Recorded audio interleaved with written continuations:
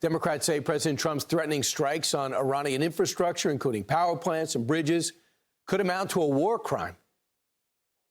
You have the president, as you pointed out, threatening to destroy all power plants.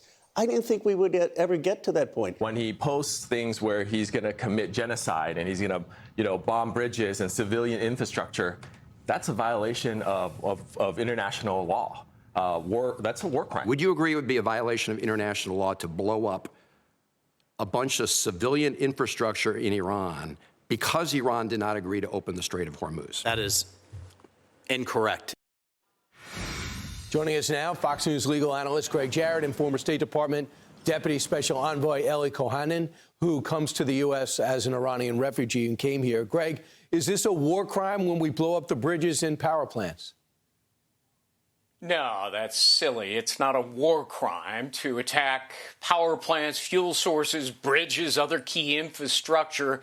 Anything, Brian, that directly or even indirectly supports an enemy's military capabilities are permissible targets under the common rules of law. Even if they serve a civilian function, they're called dual-purpose assets. They are not protected by any international treaties. Trump critics who claim otherwise, and you just played the sound bites, they don't know what they're talking about. They don't understand history or law. For example, during World War II, the Allies bombed German fuel plants and power structures. It crippled the Nazi war machine. Toward the end, 90% of their planes were grounded, tanks halted. Did it impact the civilian population? Of course it did.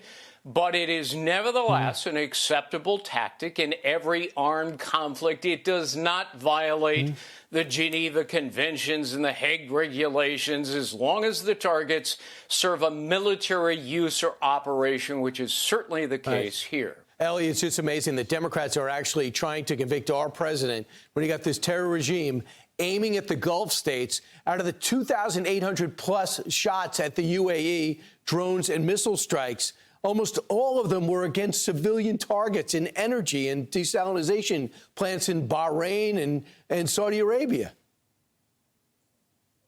Exactly right, Brian. Look, this is a country with a 47-year history of being the world's leading state sponsor of terror, and they have the blood of thousands of Americans on their hands. So I think the Democrats have completely lost the plot if this is what they're concerned about right now.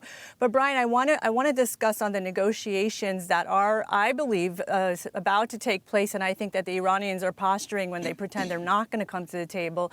The deal being offered to them is incredibly generous on the American side, because what it offers them, Brian, is that every man that's left standing and is alive right now is being given the opportunity to continue to live. And so the Iranian leadership, whether it's the political leaders who we are in conversation with or the IRGC, they would be wise to take this opportunity, accept the American terms, and really pivot from running a rogue terror state to a normal nation state. This is their last chance. The president has made it perfectly clear to them that this is their final opportunity. And I would say that our blockade has been incredibly effective. I've heard the reports just before we came on about Pakistan advising President Trump to end the blockade. And if I were advising the president, I would say, no, we should exactly continue the blockade. It's been very, very effective in bringing the Iranians, because they are so close to financial collapse, and it's a huge leverage that we have. And I hope we'll continue enforcing the blockade, even through a deal as a source of enforcement of any deal we might sign. All right, guys, thanks so much. A lot going on, and it is the other definition of fluid. Appreciate your insight.